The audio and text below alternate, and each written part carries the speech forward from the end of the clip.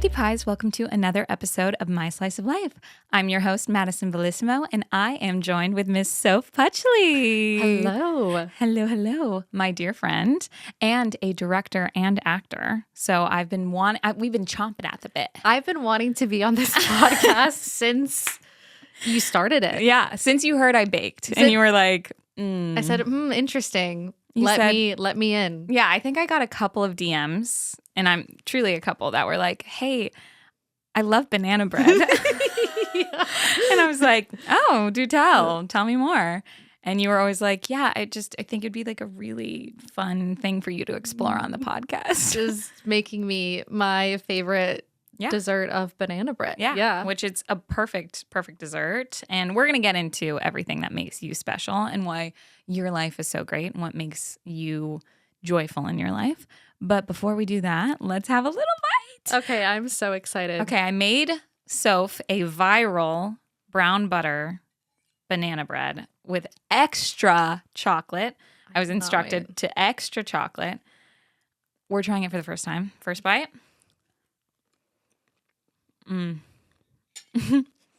Yeah. That was really good. That is so good. Thank you. Oh my God. It's dense, I will say, but not too sweet. That is delicious. Thank you so much. Oh my God. I love a banana bread. This When you is said like it, my comfort food. I get it. It's so comfortable. It's like, It just like makes feels like me a hug. feel yes, it makes me feel at home. Thank you so much. it's my pleasure. This is truly How does it stack up? Because you said that I think you should put your families first. Because you talked about how your dad and your sister make you banana bread quite often. yes, they do. But it is this giving nostalgic banana bread. It is, and it's wonderful. Thank So, you. thank you. You're so welcome. I'm going to take, it's like, this is the worst my part of the. Thank you. Oh my God. Thank you. You don't understand how much I love banana bread. You're going to be taking yourself some home. So that's going to be great. I But can't wait. I do have to say thank you for requesting this because this is just as delightful for me.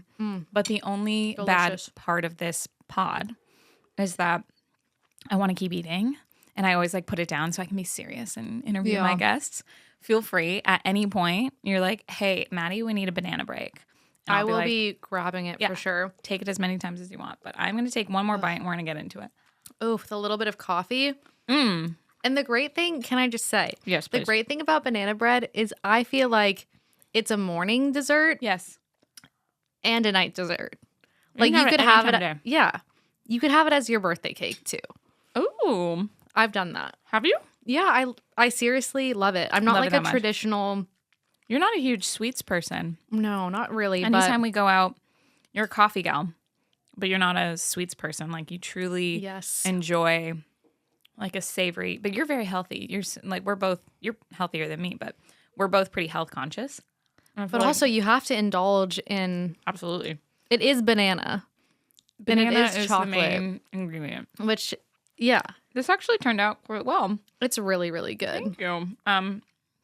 Okay, well, we're gonna start us off. So again, Sof, for the people that don't know you at home, you are a director, Yes, an ma'am. actor, and you're now an action director as well, Yeah, which is like a type of directing.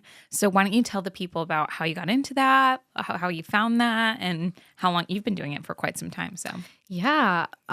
So specifically action directing or just directing in general? I do want to hear about action directing, but I would all of it. Yeah, You- I mean, you know? we'll go into action Yeah. directing because it's such a male-dominated field. Yep. So, people take a look at me and they're like, "You're an Directing action this, yeah. director?" Mhm. And I'm like, "Yes, I am." Yes, sir. And for the people at home that might not know, is that typically like how would you define action directing? So action directing is typically like second unit. So shooting action is incredibly difficult, and people don't really understand how much prep is needed to shoot action, especially like with a lot of the work I do. There's VFX, there's a lot of moving pieces involved. And so basically what I do is I work with a director to make their action vision come to life. Yeah. So I action directed 2 features this year, which is very exciting. Congratulations. Thank you so much. And yeah, it was just a conversation of bringing the director's vision to life, being like, how do you want the action to feel? Like, where do we have doubles? What do we need to make this work? What camera are we working with? And then just really shot listing it, working with the stunt coordinator, pre-visiting it to them, which means like shooting it on an iPhone of how we would shoot it on the day. Like choreograph it yourself almost. Like, yeah. So would that be a part of your role as well? Like usually more with the stunt coordinator. I feel like the action director, at least how I've done it, it's been more technical. And a lot of it, is kind of being able to adjust on the day camera wise, if this is working, if it's not working, but also not stepping on the director's toes and knowing like what because you're in collaboration. Yeah. You're not in service to the director's vision. Yeah. And also working with the coordinator to make sure things land and hit and everyone feels safe and feels good about it. Yeah, I totally get it. I mean, that is such a vital portion of, I feel like, the industry, specifically TV and film. A lot of people don't realize how much can be drastically unsafe on a set. And like, let alone stunts. Like, I will talk about kind of your background in stunts later, but I think so many people underestimate how much can go wrong, and to your point, how effortless something might look. A quick little sequence in a Marvel movie took days upon days upon days of different shoots and different people in positions that are tailored and catered to just make sure that one punch scene in name Marvel movie here it looks seamless and it looks like they filmed it with the rest of the stuff. But you're right, it's a whole second unit directing, second unit crew that usually handles these types of things. Yeah, and obviously like I'm doing it on the indie low budget feature level right now, but that is the dream to be able to have like an entire team and huge budget to make some amazing female POV action. There you go. And I'm so glad you said that, because being your friend over the last couple of years, I've seen you do multiple female-led, like women-led projects, always a woman POV. And I feel like it's just been astonishing to see that, because we need to bring more of that, truly. And like, I thank you for bringing that into the industry. And every woman that you have, including yourself, like you've starred in things, you've directed friends and things, or just other actors, and these women are so badass. And it's just like, every time I watch one of your projects that you've made, I'm like, I could kick someone's ass right now. Like, good. That's what I want to inspire. Like that's the most incredible thing I've heard, because that's the point, to shed light on the power of women, and also the power of women behind the camera as well. Yeah. Like, seriously, the most joyous sets I have worked on have been primarily with women. Yeah. I mean, I don't disagree. It's hard, because I don't want to like exclude anyone, obviously. However, in my experience, it's been similar. Like, if it's a women-led production company that is like hiring everyone, and like it really trickles down the line, and especially if it's a woman writer or like a woman director or something like that, you just like, I know people joke of like a female gaze, or like the women's POV, and they talk about like written by a woman, and I'm like, high key though, media written by a woman is my favorite. Right. Like, written by a woman, like quote unquote written by a woman. Yeah. And I think it's also important, like what I try to do on my sets, again, still on the low budget indie for now, watch this space. Yes. Is to bring on really good men too, so that I can truly say the majority of the men that I've worked with have been so supportive and wonderful, and they've really championed me and the other women on set. Yeah. And so like, I feel like I'm building this really amazing filmmakers collective of really good guys that support women, respect women, and treat them as equals. Yeah. Because I think there's been many years in the industry that wasn't the case. Oh, it's still going on. The misogyny is alive and well. It is alive and well. Believe me. Yeah. Unfortunately. Yeah. But I think you're so right. And I've worked with a couple of the men that you collaborate with very, very frequently. And they are so kind and so supportive. And they champion you as a woman in the industry. And that's all that it's about, because you will be able to make room for them and they'll be able to make room for you. Like you said, like if you get hired on something and they've been a really reliable, respectful, loyal collaborator, guess who the action director is hiring for her DP? Like, you know, if you have say over it, you're going to be hiring your friends that you work with all the time that are professional and badass themselves. So it's just really cool that you said the word collective. I think you are doing that. So funny. I feel like every time I reference you to other friends, or like if someone's never met you, I'm like, this is one of the most well-connected people I know in my life. Oh like, my God. It's true. And I know Thank you said that about our good friend Alessia, who's coming on the pod. But it's so funny because truly you are someone that like, your network is insane. Like, I don't understand. Like, you will be like, yeah, I need this drone shot and I need this and like we need this car rig, but it's okay. I called someone and they're giving it to us. And I'm like, what? And you're like, yeah, we negotiated and they're going to give us like 4 days on set with this car rig. And it's great. So it's awesome. And Thank you. It's true. It's a huge strength of yours. It's truly what I feel like sets you apart and what has like, obviously that's tied in with your work ethic. I don't think it's like a luck thing. I don't want that to be mistaken, but like truly you have a tenacity that you're like, I don't give a fuck, I'm going for it, and you always ask. And I think as a friend and a colleague and someone who's on the outside, it is something that's so admirable that I'm like, oh, touch into the Sof Puchley as much as you can when you're like, I don't give a fuck, I'm asking, because worst they can say is no. And look, they've said no. Yeah. And then you move on. But you'd be surprised about who says yes. Yeah. People are like, someone told me, oh, this is the rate. This is the best I can do. And I'm like, is it? Is it? Let's take a look and then, at that rate one more you time. just connect with them on a human level and like, hey, I'm trying to make this happen.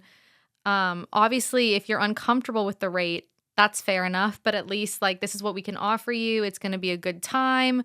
You know, as I continue to grow, would love to keep you in the loop and be able to pay you more as our budget grows. But absolutely. Yeah, I think it's just always a conversation. And that's how you do it, because that's how you build and like grow loyalty to people that you're talking about, this collective. You know, if you're like, hey, if you're willing to barter with me and do me a solid on this like really small indie project, my goal is to be doing those huge action Tom Cruise films. Like, I want to do that. I want to be doing these incredible women-led films. And who am I going to hire? The person that gave me a break when I was cutting my teeth in the industry. And like also the barter and trade method is so alive and well in the indie film. I've been like, hey, can I use your camera? I will be a stand-in for you. Or I will, whatever, produce this for you. I'll, I'll be your reader for this if you can help me book this. Absolutely. So I try to be, I feel like I've been shown a lot of generosity and I try to give that back. You're very generous in that way. Absolutely. Thank you. Absolutely. And I think it is funny because it just shows, and like the production value that you've been able to do. Like, I think most people our age, but particularly your age, because we're in an age group, is that like they're not doing the kind of work that you're doing. Like a lot of our friends, and we had this conversation the other day where you're like, listen, I just expect from people to like, if I can work this hard, they should be working this hard too, you know? And I'm like, that's fucking fair, because you're taking these resources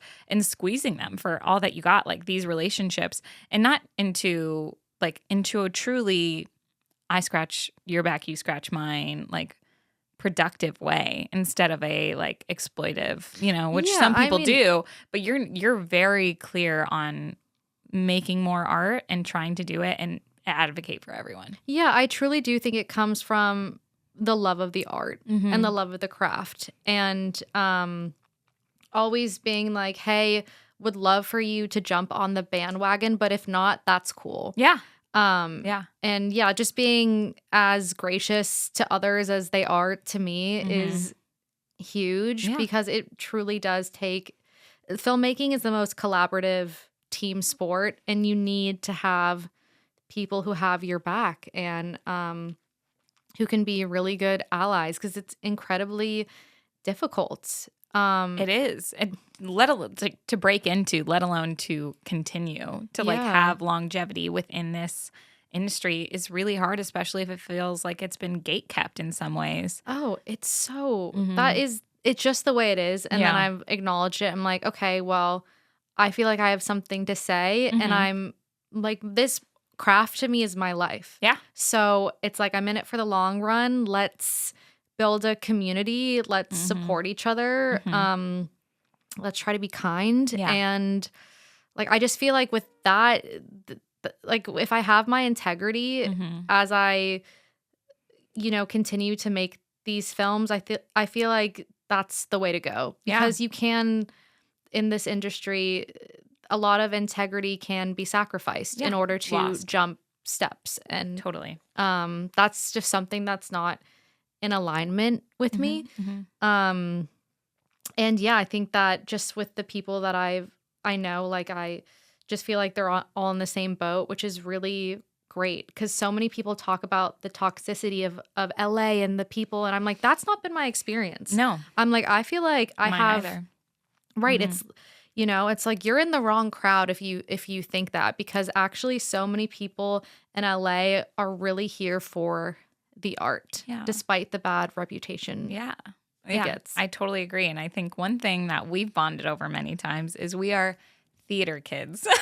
Musical theater kids, actually. Thank you for that, the correction, because it's true. It's different. It's different. It's quite different. But it's so funny because you're right. Like, and that's one thing that when I'm exposed to that, I promise it gets to your point, but when we're exposed to other people that just love doing this and are like here because it's been a lifelong love, that's when you're in the right crowd. Like there's so many people that I've met that like even, and it doesn't, I would actually argue it's very clearly not just talent. Like it is everyone. Like you'll talk to a DP and you're like, how'd you get into this or something like that? And they're like, oh, well, I used to like have my family's home camera when I was 5 and I would tape like all of our like videos. And there's so many videos of me like as a 5-year-old holding the camera and like playing around with it. And I used to like edit on iMovie for like school projects. And you're like, they've been doing this or like some version of this their whole life. Like as soon they found this passion and they've been able to explore it. And obviously some jobs within the industry you can't, like, it's not like sound operator. You're not like, I was holding a mic. I was holding a boom. But you're kind of like, oh, you might have always really been enamored by the sound design of like Spielberg's movies. And you're like, that always really captivated me since I was a kid. And I always thought it was so cool how they heightened the moments with that. And you just talk to these people and they find these loves, like these true passions and love for the art. And it really is not only infectious, like you hear this and immediately people soften. If you tell people what your interest is and why you love doing it, it's very rare that someone's going to be like, fuck you. Like actually, whoa, pump the brakes, partner. But you're kind of like, it's funny because it really humanizes us because I think anyone can relate to a passion in some regard. But specifically in this industry, like if you touch at those heartstrings or, people are like, yeah, that's why I originally got into this because I love film. I love acting. I love, name it here. And so it's just really cool because I've seen that in your work and you have so many people that are passionate on set with you.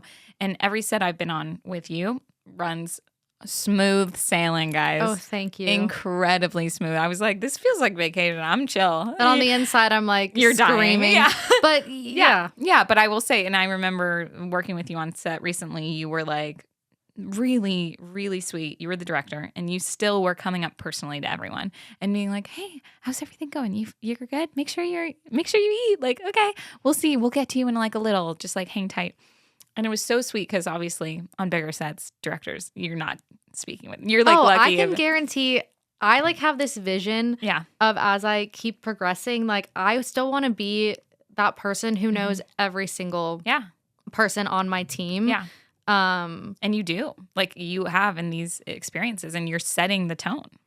Right. Because there's so many times, like, I've worked as an actor on bigger things, and who are you? Yes. They don't even know. They're like, hey, Sadie, come here. Like, I have to do something, like, really horrific on screen, and they're like, yeah, that was great. Moving on. It's like, there's no personal connection, which is fine. Sometimes there's not the time. Yeah, fair. Especially for moving quickly. But I don't know. It's nice if you can to connect with everyone on set, especially everyone was there for the love. Yeah. So just to show gratitude is huge. But I'm saying that I agree with you. I think I'm so glad that you have that communication style and that gratitude.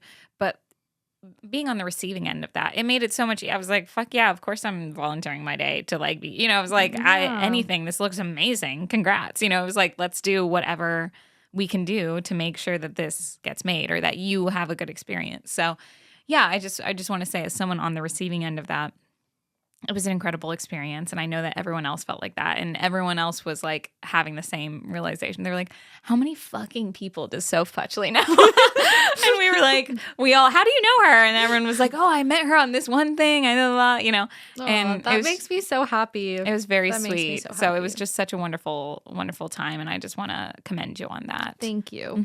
And I did want to bring up, I know that you have such a love for action and sci-fi. Like, those are the genres that you typically lean towards when you're creating content. Yes. But what would you say is your genre of your life currently?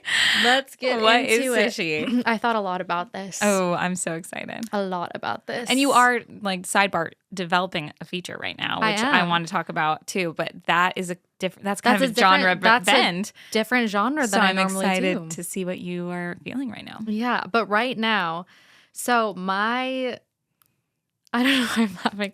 My genre in this season of my life is I am in a gothic fantasy. Of course. Yes. Like a gothic fantasy. Looks like camera. I am in a gothic fantasy, yes. And if anyone else knows you personally, I feel like they know that you are that persona generally. Like you're giving vampire. You're giving fairy that's like the dark fairy. You're giving... Yes. I mean... Yeah. Yes. I just am like, I don't fully present as a goth girl, but my soul is a goth. Oh, yeah. Girl. You are. And my art. And you're the epitome of like, my life is a dark room. My life is a dark room. Yeah. I'm less like emo, like, I walk this earth, but I'm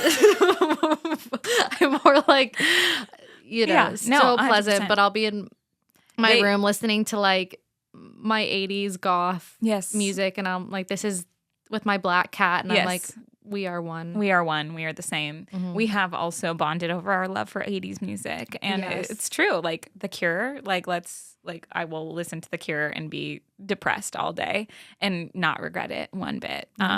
So yeah, it's just so funny to hear that. I love that genre. So if that is your genre that you're feeling currently, do you feel like the audience is screaming anything at you? Another thing that I thought of, I feel like the audience is either can I have like two different I have like two different audiences who are watching my life. Yeah. One is just like sitting there in silence, like shocked. Okay, I love that. And then the other ones are saying, this is so cheesy, but it's the only thing I could think of to tie into the gothic fantasy of like slay that dragon, like Slayer, like get him, like get it done. Yeah. And you are. Thank you. You're slaying that dragon of life. Like the big metaphorical dragon of that's life in the room with us. Yeah, I think that they're just saying like keep going. Yeah. I think that's great, and I know that you read fiction, like fantasy novels, and we always talk about that because you're constantly like, come to the dark side, and I'm like, read all my. I'm a nonfiction girly, but you're so right. Like, if anyone was going to convince me, it would be you and Ari. So you guys are, Ari. Shout out Ari. Yeah. We love her. But I think that you guys are the closest to convincing me, so there is a high probability in a couple episodes I'm going to be like, but guys, I'm reading this. You honestly, I feel like I'd like fantasy novels, especially with female writers. Yeah. female leads Mhm. with a shadow daddy mix. Yeah. Ooh. It's so good. Don't get me started. The world building is incredible. Yeah. So I love the escapism that it gives me. Yeah. But I was going to say, I think it's so sweet that you love those so much. And then for it to feel like your life is kind of reminiscent of that. Like you relate to the like championing of these women that are in these stories that are like the healers or the dragon slayers, you know, and you're like, I fucking die for these people. Like I love these characters. And then to feel like that is its own form of inspiration for your life here, like life here, like, you know, real life, as in you are able and inspired to take on your own risks because of the women that you absorb in the media that you read or watch. Sure. And I also just like going back to the fantasy thing, I prefer to live in Delulu land.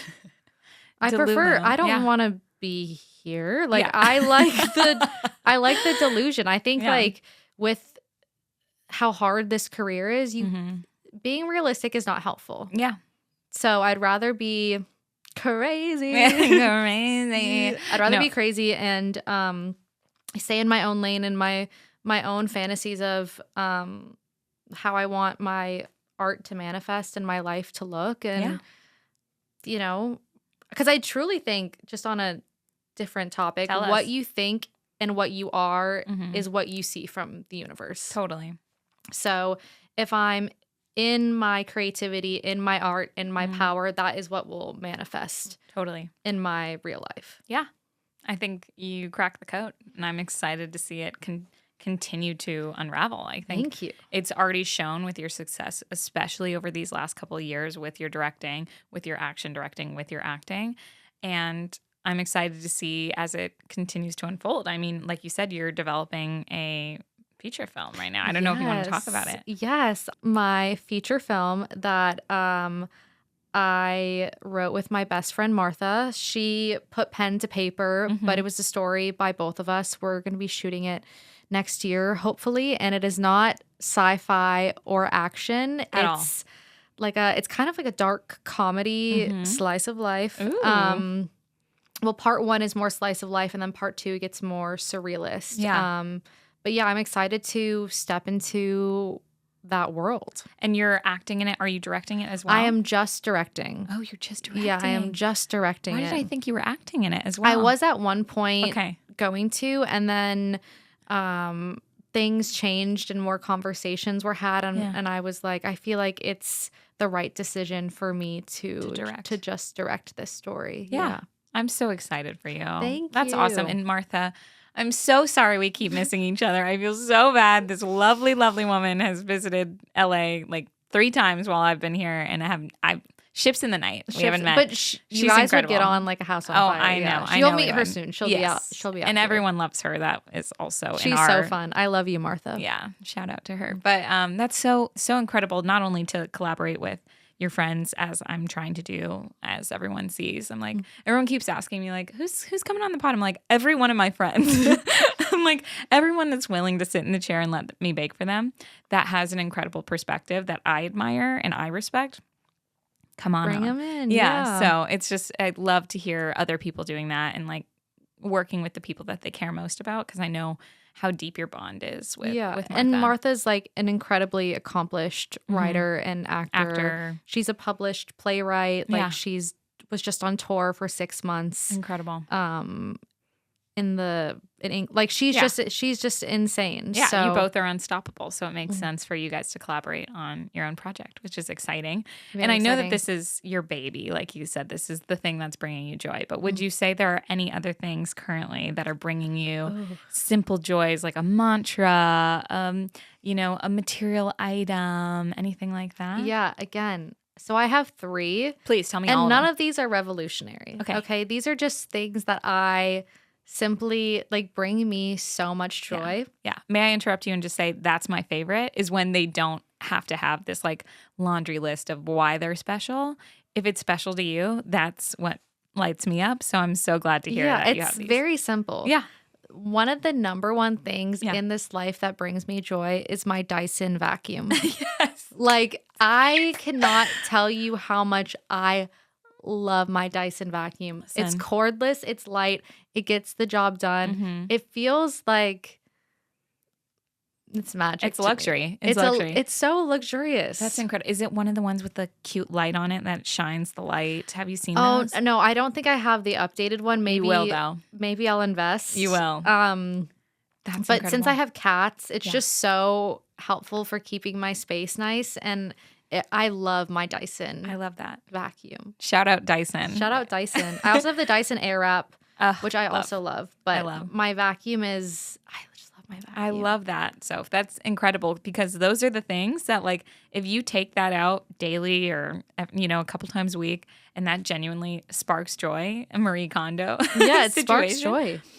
That's what we're looking for because on a busy day when you're working a 12-hour fucking day on set and you're like, Jesus Christ, I love it, but it was stressful and I just need to vacuum really quick because I'm going to feel better. And like just knowing that, I always promote people taking stock of the things in their life, whether that be people, places, what have you, of that bring them that kind of state of calm or like, I don't know, fulfillment. And so I'm glad to hear that a Dyson vacuum can do that for you. It's so good. Yeah. So I have 3. So that's Okay, one. Let's do it.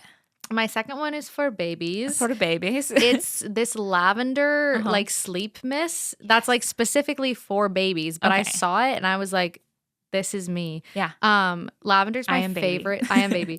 Lavender's my favorite scent. It reminds me of my grandma. And so I spray it on my pillows before I go to bed. And it's just lovely. That is lovely. I'm just like in my sheets with my lavender scented pillowcases. It's so nice. Yes, drifting off to dreamland. It's so nice. I love that. And it reminds you of your grandma. It reminds me of my grandma. That's it's beautiful. just I just think it's such a simple thing that helps me like wind down from the day. Like whenever I smell lavender, I feel calm. Yeah. Yeah. Aromatics really, really be working. Like I think people truly underestimate how much like not only one that actually promotes a physical response, but like just scents alone bringing you back to a memory, bringing you back to a comfort. Like that happens like banana bread, right? Yes. Like that's a prime example of it. Yes. Like obviously the sensory of eating it, but if you smell banana bread, you might be like, oh my God.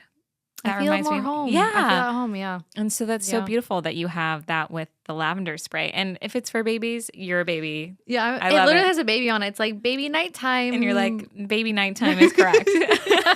Baby nighttime is It's correct. me. Yeah. Incredible. So yeah, that's that Number one. 2. And then my third is this amazing journal. It's called Who Are You Really? Okay. Or Who Are You Truly? It's Who Are You Really? Who Are You Truly? And it's a shadow work journal. Ooh. Okay. And it's something I've been doing every morning. I either try to do like a gratitude journal, meditation, usually writing for me feels the best. So I've been doing this journal for the last couple of weeks and it's been so great. Really? They ask the hard-hitting questions. Yeah, things that make you go. They're really like, internal, what do you right? objectively think about yourself? Do you like yourself? What do you think? And it's like, that was the one today. It was like, what's your real dream? That was the one a couple days ago. I'm trying to think what else they say. Like, what does failure mean to you? And it's kind of nice just to like unpack some of these things. I found it incredibly useful and I'm just like, wow, have I ever thought about this? And yeah, where did you find this? just Amazon. Really? I think it showed up on my on your like suggested. and I was like, Jeff Bezos, do you Bezos baby. Bezos, he thinks I need my He needs the I he's love taking that, care though. of me.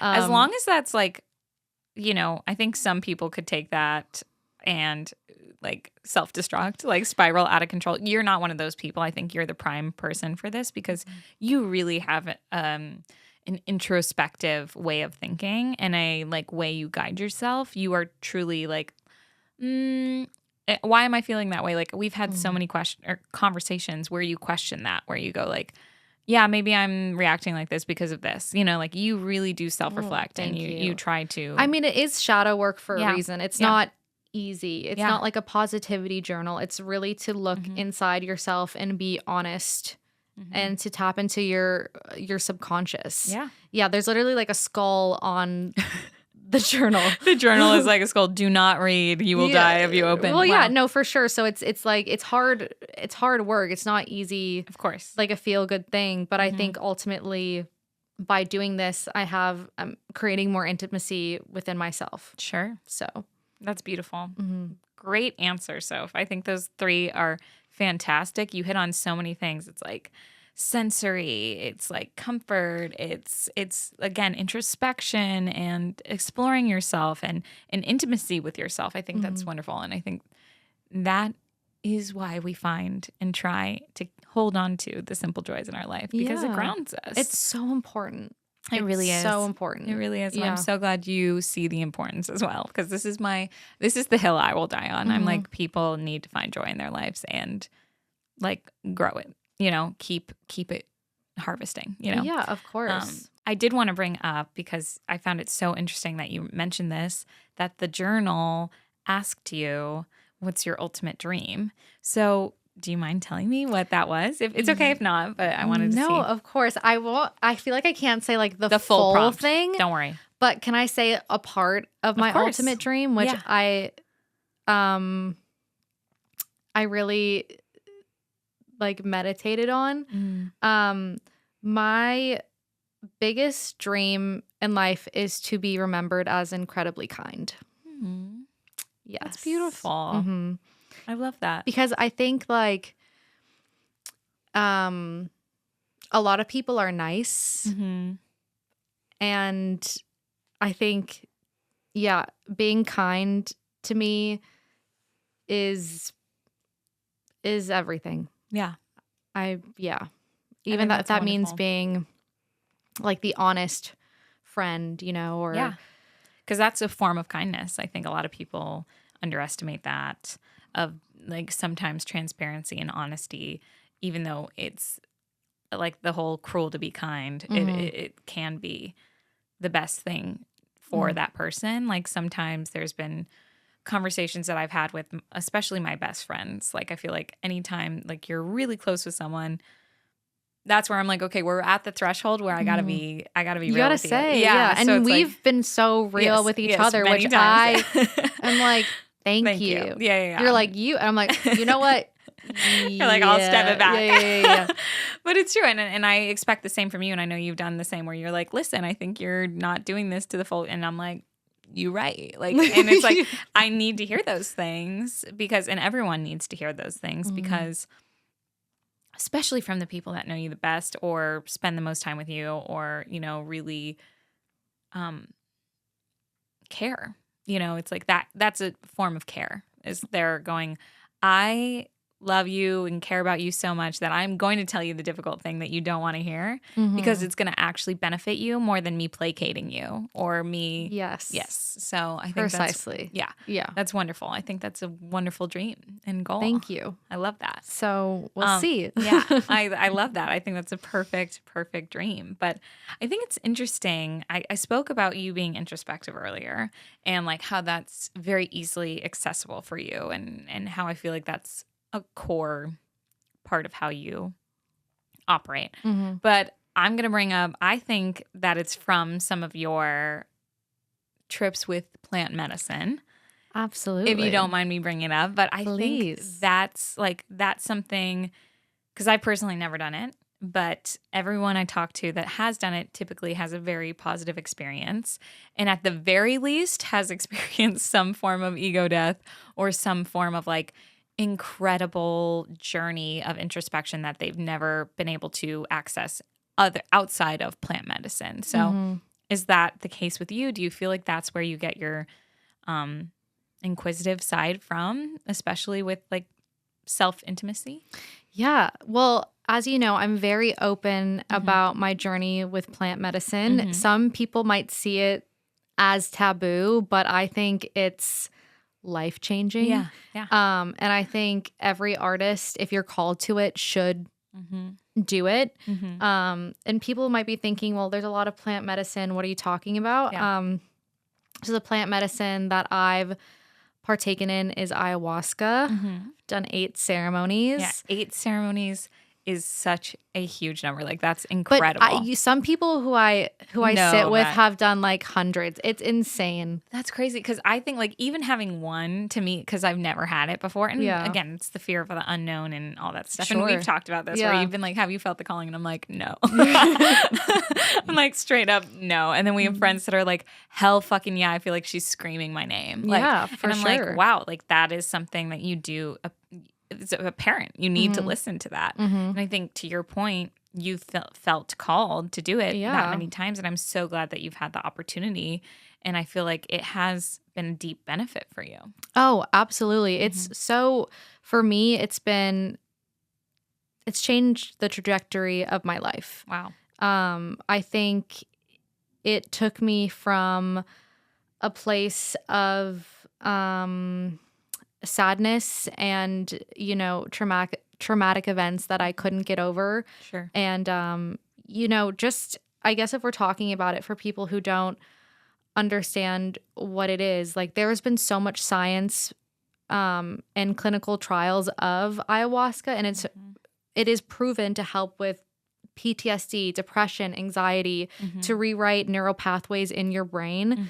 So that's what it did for me. Yeah. It helped me rewire my brain, get closure on certain things that I just couldn't through normal therapy. Sure. And it really, it helped me tremendously within my work and my art and my relationships. Like I can't recommend it enough. I feel like I've always been kind of introspective, but I think since like the first time I did it was in 2022. So it's been years now of doing it, sitting with the medicine. So yeah, it just has really illuminated a lot of things in my life and helped me release trauma that's not even mine. Like so much ancestral trauma we hold. I don't think people realize it. I don't think they do either. And again, back to our conversation about just like women in art, I think it's just like the woman experience too. I feel like a lot of the time and again, I'm not trying to at all like ostracize others, but I do want to say that I think a lot of women hold so much generational like trauma and things like that. So in an ancestral trauma, like you said, or trauma, excuse me. So it's so interesting to hear that. And I think, you're the prime example of like, it's been a positive benefit for you. And it was something that you really felt called to explore and you did. Yes. And you're very brave. Like you do a lot of stuff that you're like, listen, this might not be like the easiest thing for me to do, but this is what I feel called to do, or I feel passionate about that. I'm going to go do this. I'm going to go to Italy and do this, like film festival because I love it and I have to be there and meet these people. And some people would be just like scared to put their hat in the ring, but you are someone that always puts your hat in the ring, I feel like. Well, thank you. I try. Yeah, and especially to your benefit. Like you've learned so much from it, and I think this was a great arsenal of learning for you too, like a method of learning. And I find it so interesting because, I think a lot of people are intimidated by it, and including myself.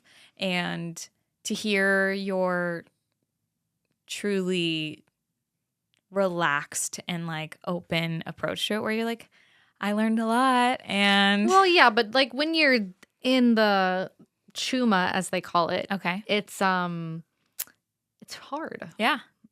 It's really hard. And it's painful. But you get out on the other side and you're like, wow.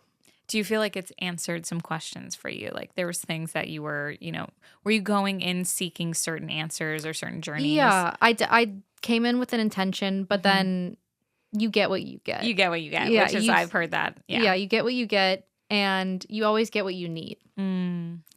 So I came in with intentions of X, Y, and Z, and they were completely different most of the time, but really what I needed in that part of my life. Yeah. But it's not, I say it relaxed now because I'm not in it, but then I remember I sat in February and I was like, why the fuck did I do this? Like, why did I do this? I don't have to do this. Why am I doing this? This sucks. And this was your 8th session, correct? Yeah, that was my 8th. And I was like, God, But then I did, and I was like, okay, I needed that. Yeah. Yeah. Well, I think that's wonderful advice in general. Like, speaking of, like, I think having, like, not forcing yourself, but trusting yourself to know when the hard stuff is worth the result. Like, I think you in that moment, you probably were like, why the fuck did I sign up for this? Like, again. Well, one of my favorite things ever is genius lives in discomfort. It's true. Everything good happens in discomfort. Yeah.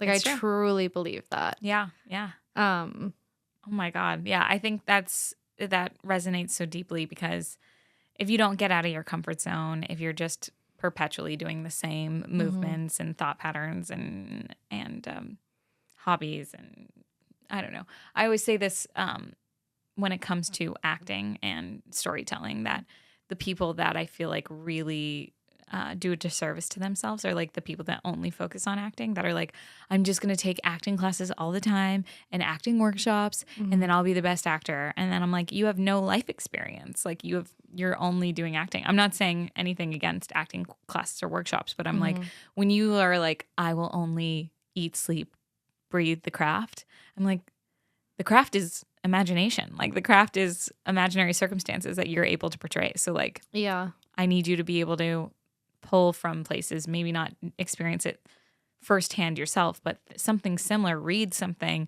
watch a movie, go watch people on the street that are experiencing those things, and then you can do that. So the sentiment that like genius happens in the discomfort, I think, is so poignant for not only media and what we love doing in art, but I think everyone, because I think you're just going to be stagnant and lack growth if you don't put yourself in uncomfortable situations. And truly, I needed to hear that. So thank you for the advice. Yeah, and I think like people who like live, sleep, breathe the craft, I think it's so beautiful, but I think like that's usually like a younger actor thing. And then the beauty of getting older is having more wisdom and being like, actually, it's a lot healthier if I detach a little bit from this and live my life. Because I was so like that when I was first starting out. And then when I let the flow of my life unfold, I feel like my work was way more fruitful. Yeah. But you don't know that until you know. No, it's true. So I feel like you have to, like, that passion and that love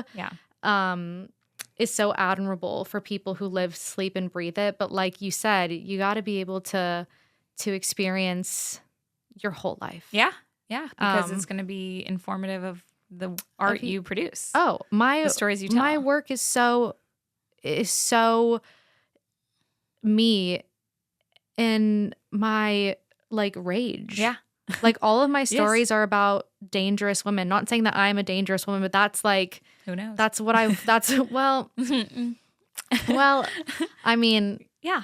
I'm not saying, in a bad way. Not in a bad way, but like don't fuck with her. Well, yeah, I think I get so angry about like the way that women are treated, and I feel like I just am like called to make these stories about women who aren't perfect and who do something about it. Yeah. In all of their rage and messiness. Yeah. And I don't think that would have happened without years of dealing with misogyny or, you know, X, Y, and Z. Completely. So, yeah, I think just it's such a journey. It is a journey. And I think that's great. I hope the people listening, whether they've gone through it and they can feel vindicated and validated, like, holy shit, I know exactly what Sof is talking about. I've been there, and I feel so much better coming out the other end and being able to advocate for myself. Or maybe the people that need the courage and need the bravery that are hearing this and going like, sounds like this woman has been through the ringer and back. Like, you know, like she doesn't have to disclose anything in order to, but like you, there is wisdom there, and there is thoughtfulness there that you're bringing up that has led you to where you are now, and the experiences and the opportunities that you're able to do now because of what you've gone through and because of not putting up with I'm the sure shit. In like 10 years, I'll be like, oh, I knew nothing then. Yeah, of course. You know, and I think like there is wisdom in saying I do know nothing. Yeah.